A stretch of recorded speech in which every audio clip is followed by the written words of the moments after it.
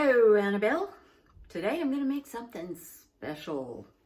This is, today is the 12th anniversary of the first time Marty and I had contact with each other over the internet when I was still working in Korea. So, what an excuse for making something special. So I'm going to make a dark chocolate pie. Yes.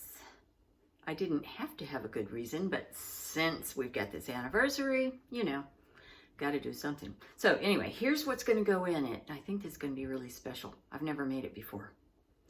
Okay, we're going to need 60 grams of powdered sugar, and I'll have to weigh it, but that's okay. This is for a shortbread crust. So for the crust, we need the powdered sugar, 2 egg yolks. Okay, and this is kind of weird. We need 75 grams of cake flour, which is a low gluten flour used for pastries. You don't want to use cake flour to make a loaf of bread, but for a cake, it's great.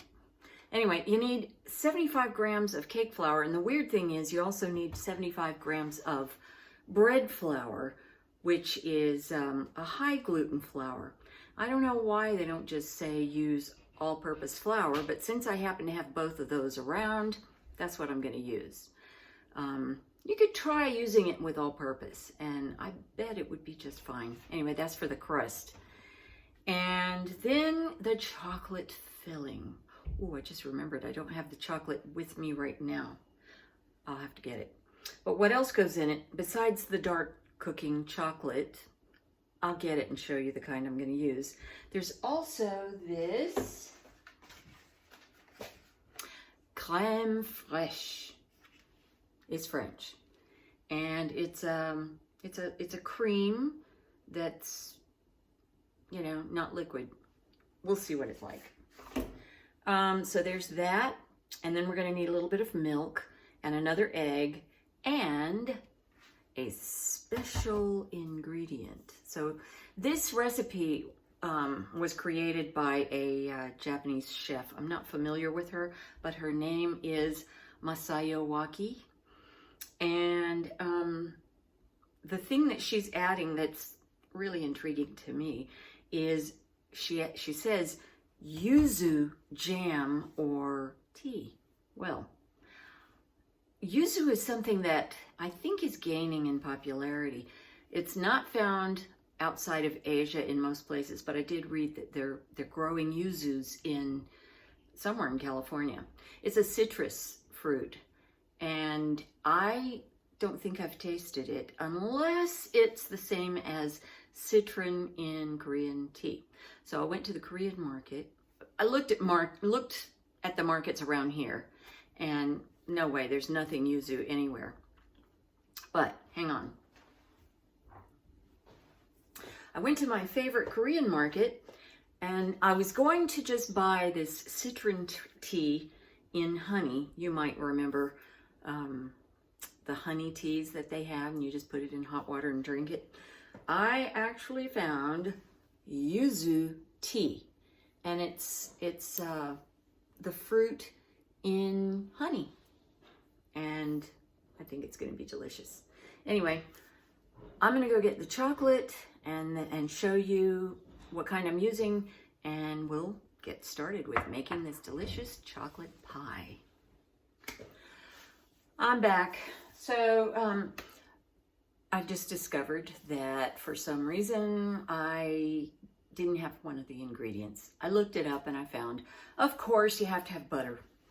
Now, this comes from a website called Taste of France. I know I told you that it was a Japanese chef who came up with this recipe, and that is true, but she's doing it in the style of French cooking. I don't know, maybe she lives in France. Maybe she's French, I don't know, with Japanese ancestry. The point is, I didn't have butter listed, and now I do. Thank goodness I knew when I started reading the directions. It says cream the butter and the sugar, blah, blah, blah.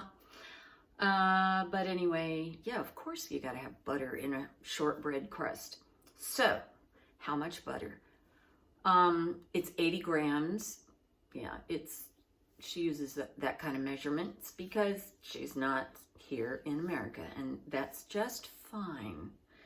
I was able to weigh the butter. Now, about the butter itself. France's butters have more butter fat than ours. They're better. Probably every food is better there. Anyway, so you should use a butter that is 82% butter fat. What is ours? Actually, I'm not sure. I want to find out. It's less than that. So I'm going to take a break in just a second to check what American butter is. I was able to buy some Irish butter called Kellygold. It's Irish, and apparently it's not just France, it's probably Europe. They have fatter butter. Kellygold is the fattest one that I'm aware of, and I think it is about 82% if memory serves. Hey, hang on just a second. I'm going to go check and see what American butter is, just so you know. We use this kind of butter, Trader Joe's, and I thought I would be able to find out what percentage butterfat it has, but I don't see it anywhere on the label. So, just looked it up. What's the difference between American butter and European butter? American butter, let's see, typically European butter is churned longer than American butter and has between 82 and 85% butter fat. The EU regulations call for between 80 and 90% in salted butter and between 82 and 90 in unsalted butter. It has a richer taste, softer texture, and is brighter yellow in color than its American counterpart. However, I have seen here that USDA standards here say that American butter should be 80%, at least 80, or 80%. So it's a little bit fatter, not a whole lot. So if you can't get, 82% or higher, then just get, this. I happen to have some leftover Irish butter for something else I was doing, so I use mostly that. I put maybe less than a teaspoonful. I'm sure maybe half, 3/4 of a teaspoonful of this kind in with it. I'm sure it's going to be fine. So back to what we're going to do. We're going to cream the powdered sugar. I just took the butter out of the refrigerator, so it's cold. So I went ahead and mixed it some, just to kind of, cream it a little bit. Can you see that? Okay, so now I'm going to put in my powdered sugar and cream that, and then I'll add my egg yolks, but you'll see. So I've creamed the butter a little bit just to, soften it up. I'm going to scrape this down.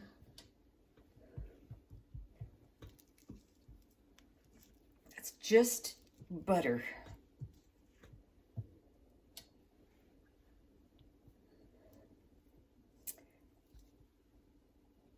You might want to invest in a scale for these recipes that come from other countries, because they don't use cups and,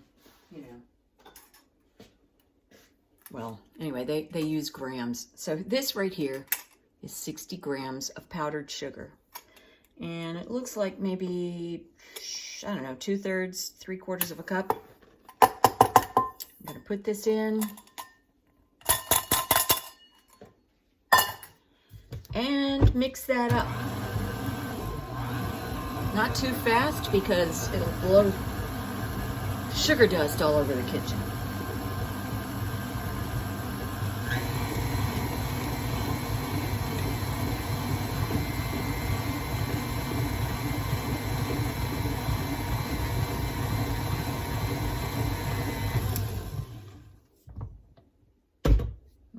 not perfectly mixed, but I just want to scrape the sides.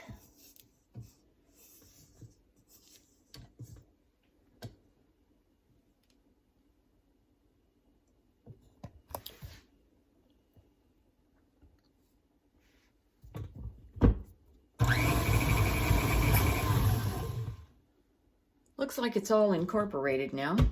That's good. So now we're going to add 2 egg yolks. And I'm going to get 2 little containers.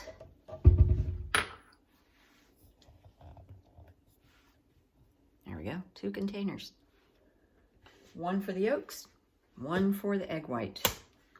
I don't know what I'm going to do with the egg white. Oh, I think I'll do it this way because this one's larger. And the white is going to have more volume. Oh, why did I do that?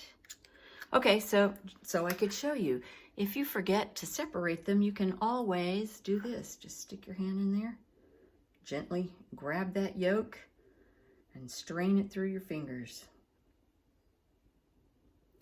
And since I'm ready for it over here, I'm just going to stick it in there. But now I have a messy hand. Oh well. I got to switch it around. I can't have a messy hand. Okay. I didn't really need to, did I? Here's what I meant to do. And I'm sure you've done this, Anna. You know, you just kind of go back and forth. Careful of sharp edges because they could break the yolk. I've had that happen before. And then it's really hard to get it out of the egg white. Okay, there we go. 2 egg yolks. And I'm going to mix that up, clean my fingers, and I'll be back. And now, with the egg yolks in there, I'm going to mix it again.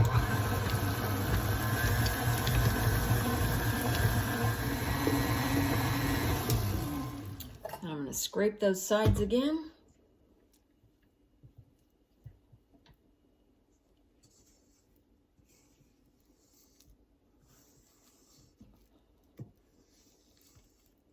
Okay. Give it a little more mix.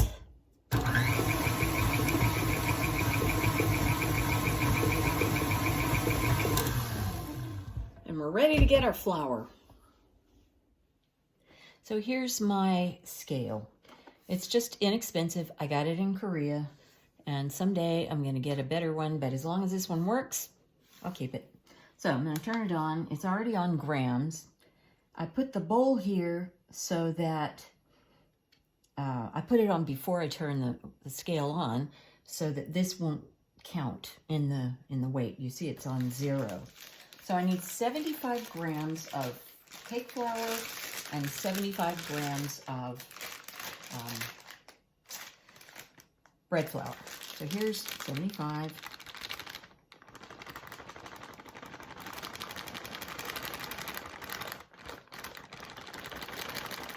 I know you know how to do this.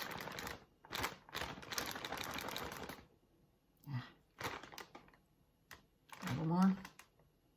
74, a little more. 75. Okay, that's good. Now, I'm going to sift it because it says to sift it. Oh, it's 76. There, it's 75. All right. I'm going to get the sifter, and I'm going to sift it. So I have this medium-sized bowl because I'm going to put both of these flours in the bowl. But here's my cake flour. And I'll just do this. Easy way to sift.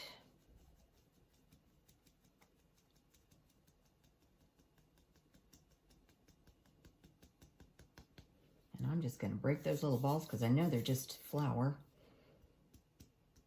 Okay, and I'll just throw those little bits out. Okay, now there's cake flour.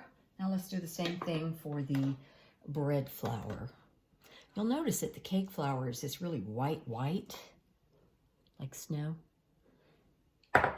And the bread flour is slightly écru. Okay, let's turn this back on. 0, and we're going for 75 again.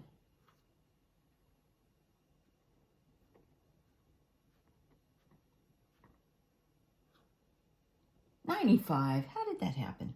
Give me some more of that back. Oh, 84.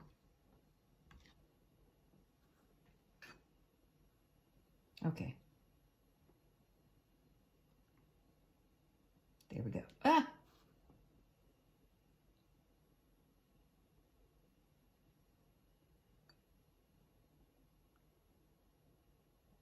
There you go. Okay. And then I'll set that aside. Get my bowl. Put them in there together. And now I'm ready to add the flour. Let's go.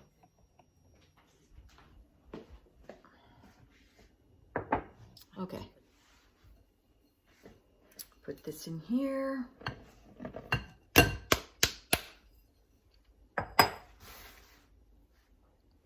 And mix it slowly at first so the flour doesn't jump out of the bowl. Gradually turn it up. This is our pastry. This is our shortbread crust.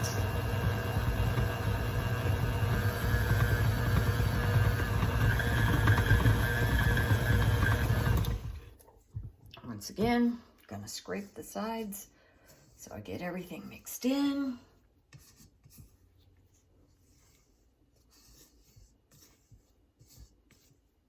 Okay.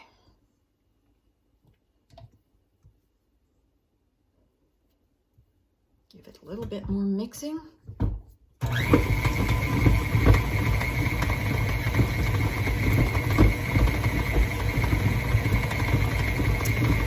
that's it. So now I'm going to put this back in that bowl. And I think I'm going to put a lid on it. And I'm going to stick it in the refrigerator for 2 hours. I've got it in the bowl, but before I put it in the refrigerator, I'm going to do something that isn't mentioned in the recipe, but I've made enough crusts to know that to roll a circle, it's much easier if you have it in a ball. So I'm just going to shape it in a nice ball. And by the way, I tasted some of it. Oh, it's yummy. This isn't going to be a flaky crust like your typical American homemade flaky crust, but it is delicious. It's shortbread.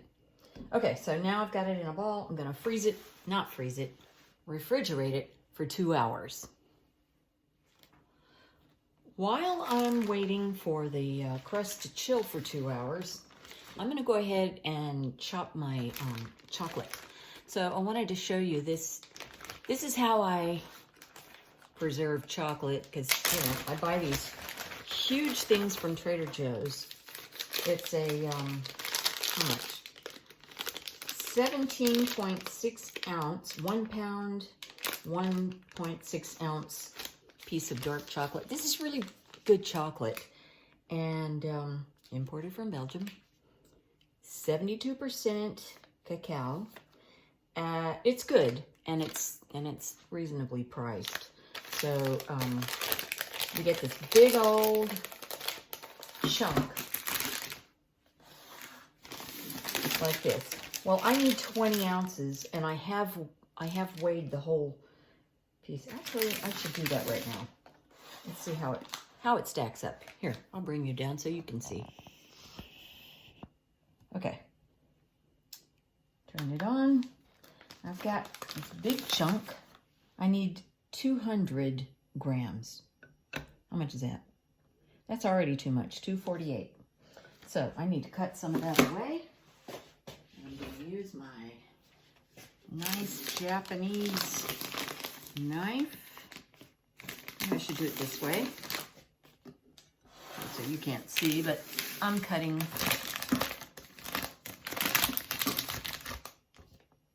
this much off. Pretty sure I don't need to cut that much, but anyway. So just kind of do it like that. Now, let's try this again. The largest piece is, oh my gosh, 200. Woohoo! Okay, so all I have to do now is cut that up, and I've got my cut chocolate. So I'll get my chopping board. I'm going to have to chop this chocolate fairly finely because I'm going to melt it in some hot cream. I'm familiar with this process, so I know that big chunks of chocolate, that's not going to work so well. So what we're going to do, we have this big square here. I'm going to cut it into, you know, kind of big chunks. At least cutting out, you know, the chunks that they've marked. And then I'm going to put it in my food processor and cut it up small because that's a good way to do it. That's why. So we're just going to cut those up. They don't have to be the same. Actually, it'd probably be a good idea to cut them even smaller, so my food processor doesn't have to work so hard. This is a good start.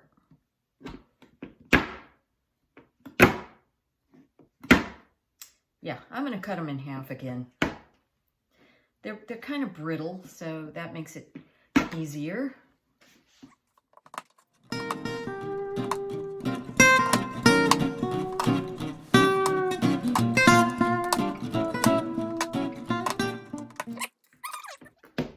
Okay, into the Cuisinart it must go now. This is what it looks like when you have finely chopped it in the food processor. So I'm just going to leave this because I'm not ready to start making the filling yet. Filling's not going to take very long to make. We're pretty much going to heat up the cheese, the crème fraîche, and the milk, and I don't know, we'll see. Anyway, this is ready for it. Okay, so the crust has been in the refrigerator for almost 2 hours, and while I'm waiting the last 10 minutes or so, I'm going to go ahead and prepare the filling. So what we're going to do is, I've got this crème fraîche, and I'm supposed to have 200 grams, and this is 213. I'm going to pretend it's 200. And 80 milliliters of milk. You know, these little beakers that I got when I was a science teacher are really handy for measuring milliliters. So Anna, if you have some, hang on to them. Maybe put them in the kitchen. So I'm going to put these two things in a saucepan, and I'm going to heat it up to the boil, and then, well, you'll see. I just tasted a little bit, and it's kind of like sour cream, but not quite. Kind of like cream cheese, but not quite. It's good. So I'm going to put this in here. I actually had this out for a while, so maybe it won't take long to boil.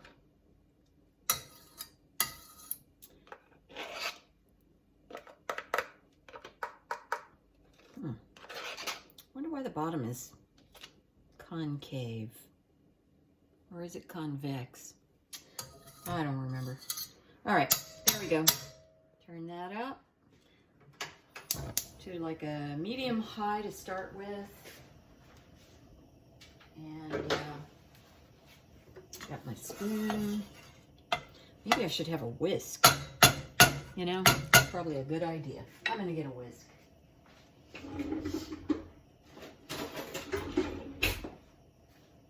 Just to break it up. And splash it all over the place. That's actually what I was trying to avoid. One thing.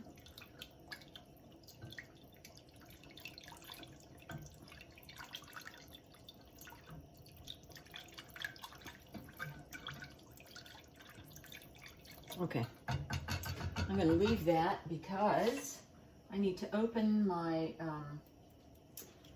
my jar of yuzu tea. I really can't wait to taste it in tea, or taste the tea as tea.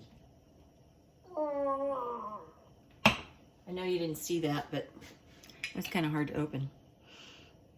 It smells good. Smell. I guess you can't. Okay. Now, the recipe says use an appropriate amount of this yuzu stuff. I don't need the whisk anymore. So what does that mean, appropriate amount? I'm going to use my experience to estimate how much I should put in here. I think I'm going to go for like a quarter of a tablespoon, but I'm not ready to do that until it boils. Bring to a boil. Oh, this is going to be so good. So before I add the yuzu, I'm going to add the chocolate, which is why I have to get this boiling, because otherwise it's going to be hard to melt that chocolate. So don't put the chocolate in yet.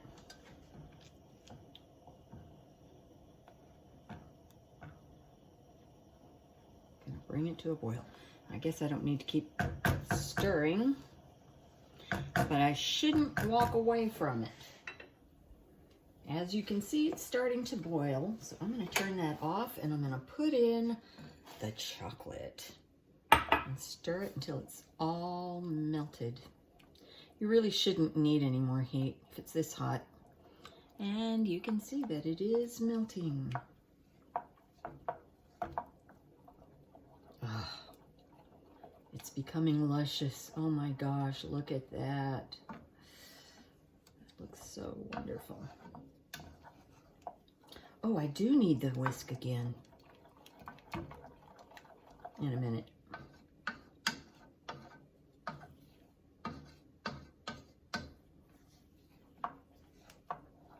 Okay, there's that. Now, I'm getting the whisk back. I had already put it in the water, in the soapy water, so I had to rinse that off. Okay, the reason that I need that is I have to put an egg in, the whole egg. Okay, there's the egg and the yuzu. I think that'll do. Of course, I'll taste it, you know, after I mix everything up and see if I want to add more.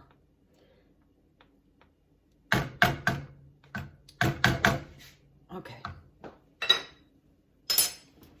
And whisk it all up together.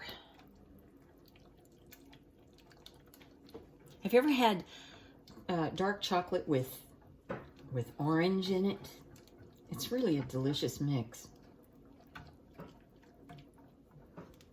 Okay, let's see. Do I need more yuzu?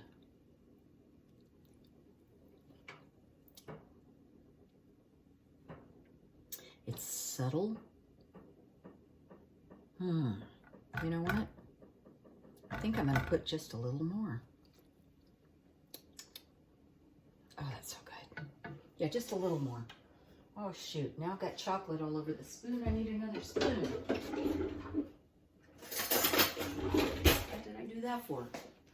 I'm just going to put, like, another tablespoon. That's got to be enough.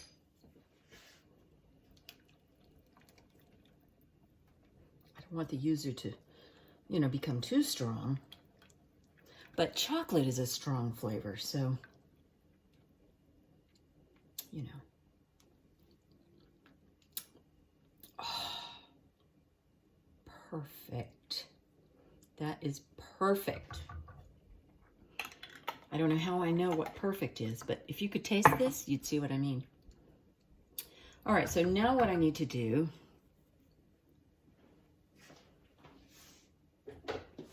is I need to strain this into this little bowl.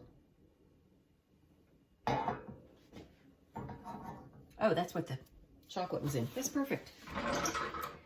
I need to strain it.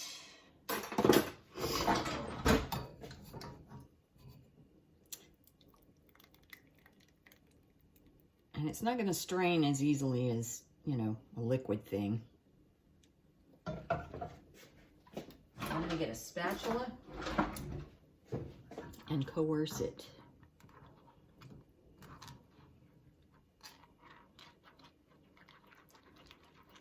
So I want to get out the bits of yuzu and any bits of egg that might be there too.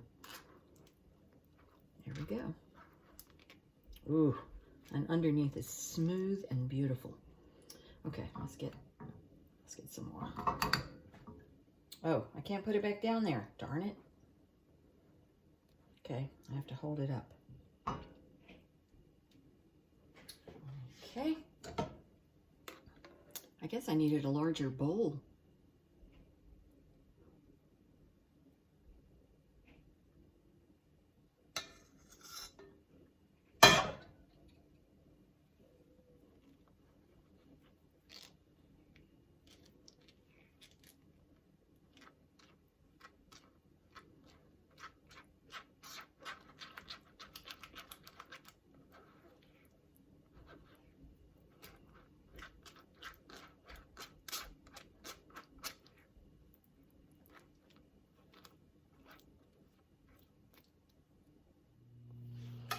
I happen to have a tart pan, which I'm going to use, and I've put my mat down to make it easier to roll this thing out.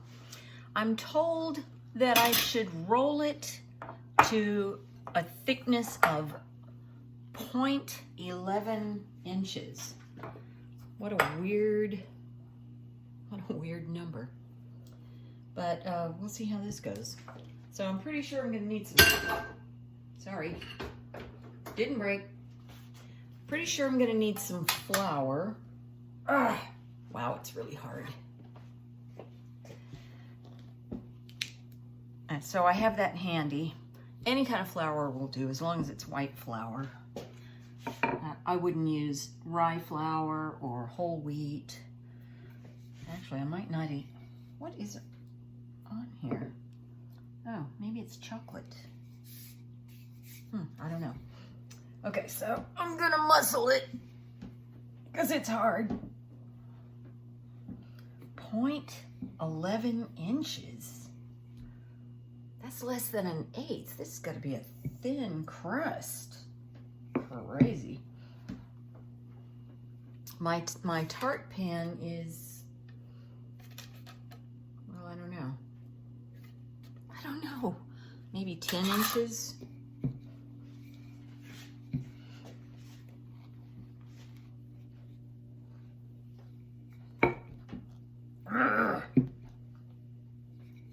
So much for my perfect circle, you know? It's cracking, but that's okay. I can fix it. Oh, you know, maybe I do need to measure that tart pan so I know how big to make this circle. I think that's going to be more important than, you know, going by the thickness.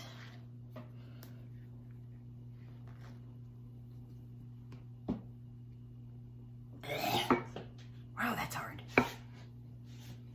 Okay.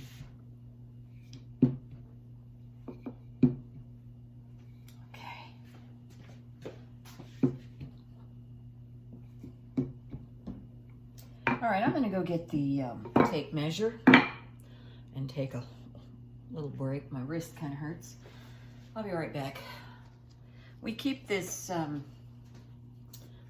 tape measure handy near the kitchen. I mean, and I find myself using it for the kitchen.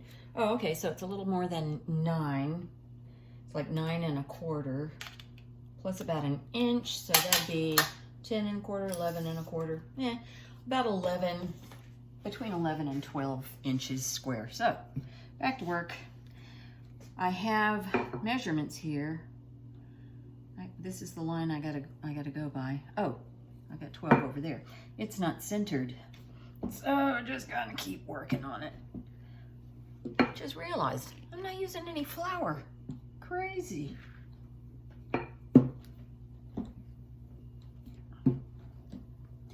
Actually, I need to go to about 12 inches because I've got all these uneven edges that I need to deal with.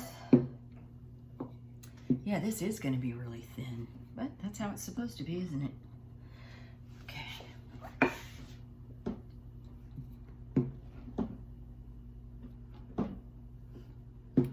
Just hope it doesn't stick to the mat. You know what? I'm going to do this. Yeah, I'm going to do this because it's not centered. And I don't want it thicker on one side than the other. I know. Let's fold it in half. And put that in the middle. Okay. And then it'll be centered.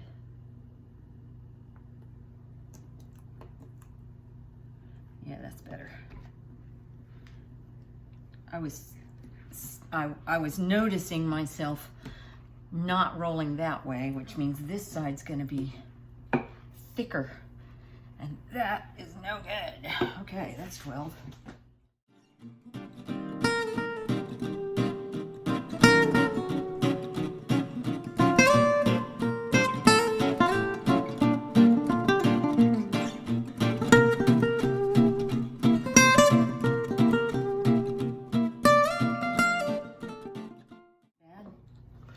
All right, I'm gonna do this a little bit for these areas.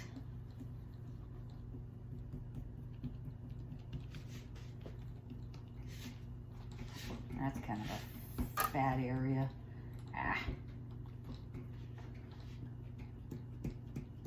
Just get it kind of, you know,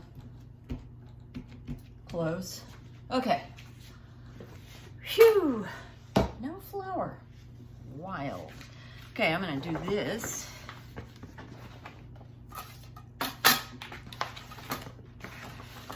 Try to kind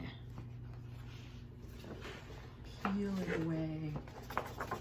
Yeah, come on, come on, come on, come on. Oh, carefully, carefully.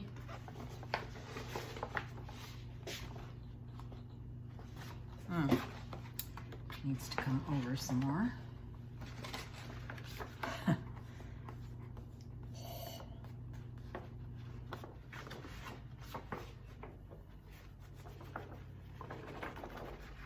Yay, there it is. Okay, now let's just gently place it in there. And I'm not one to waste, as you know, Anna. So I'm not going to waste this pastry either. It's kind of big. That's okay. I have a little trick.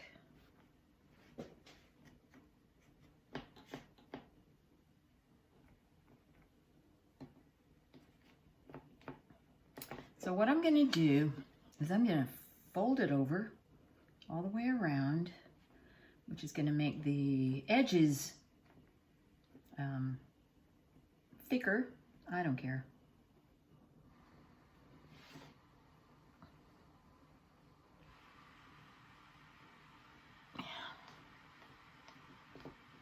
Because you know what? Nobody's gonna see the crust without the filling in it. So I'm trying to push some of it down, especially on these parts that are really thick.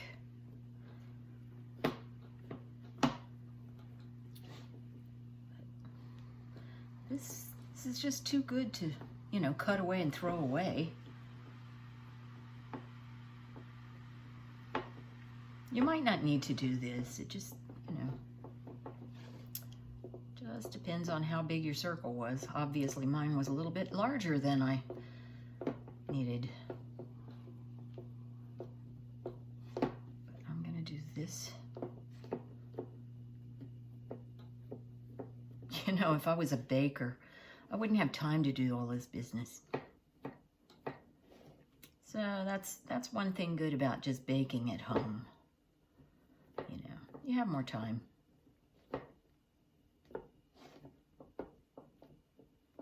Or at least you don't do something like this until you do have some extra time, right?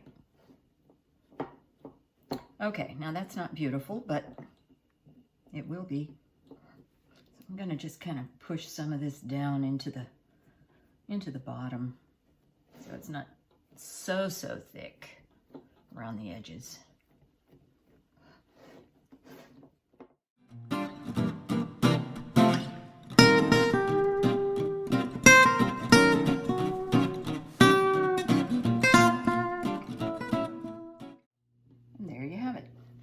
I also want to be sure that, you know, the edges are not at a 45-degree angle. So where it's all thick right there, I'm going to press that and I'm pressing it toward the center because I don't want it to, you know, have this big chunk of crust right there at the corner. So spend as much time on this as you feel like. And I'm just gonna push this stuff toward the middle so we can have some more. And you know what? I think that's not bad.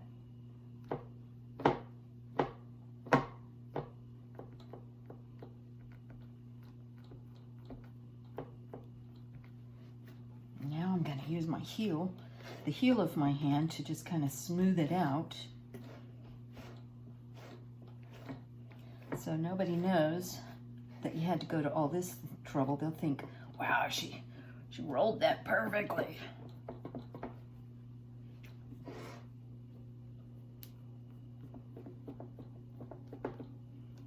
All right. That's enough. Now I got to get a fork. With a fork, I'm just gonna poke some holes in it.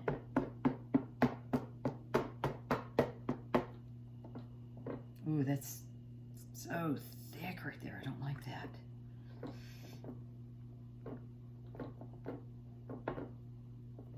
Anyway, doing some on the sides too. Okay, we need to preheat the oven.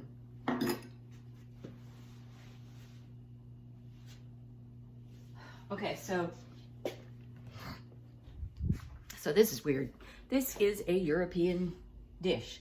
It says bake it at 392 degrees Fahrenheit. I can do that because I have this digital stove, as you can see. I'm going to do convection.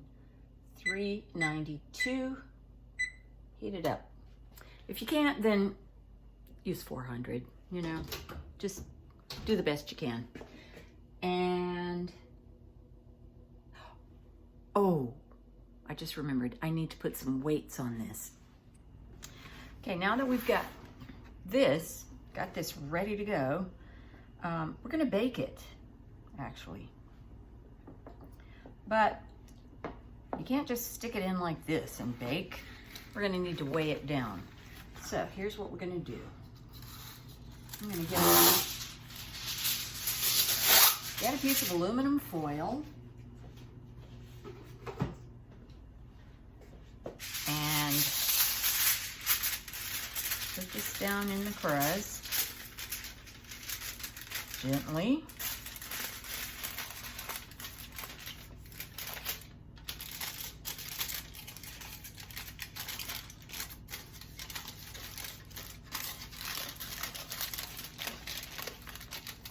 And then Marty has some old beans, dried beans, pinto beans that he uses as weights. And I don't know how long he's had these, but I think quite a long time. So we need to weight it down so that it doesn't buckle up, and we want it to stay flat. I don't know how many of these I need.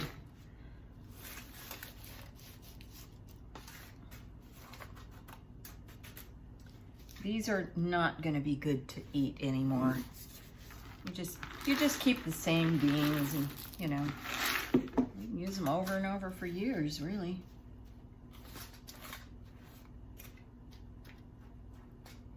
There. That should be enough. So as soon as the oven's hot, I'm going to put this, I should have, you know what? One side is peeking out. I kind of want the crust to be under aluminum foil, so let's move this over a little bit.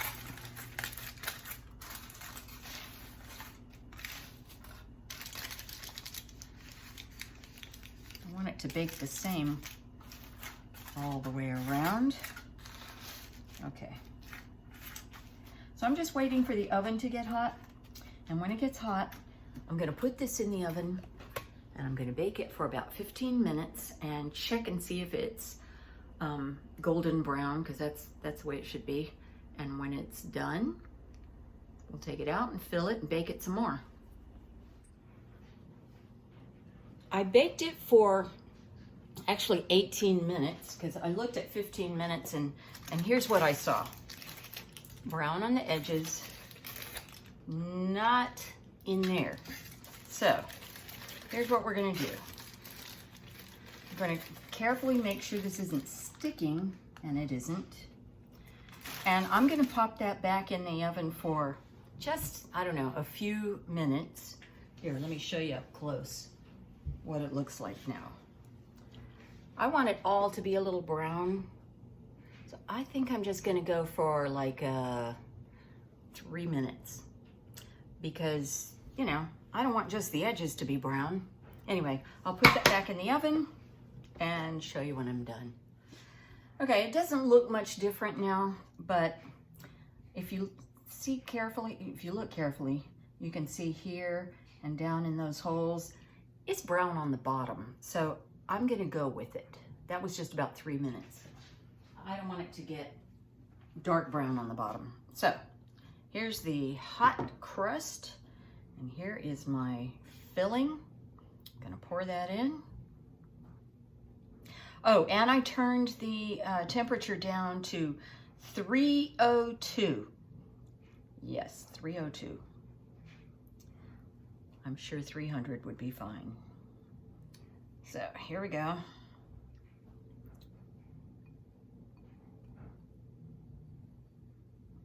There's our lovely filling. And I'm gonna put this back in the oven for another 15 minutes. Okay, I just took it out of the oven. It's all done.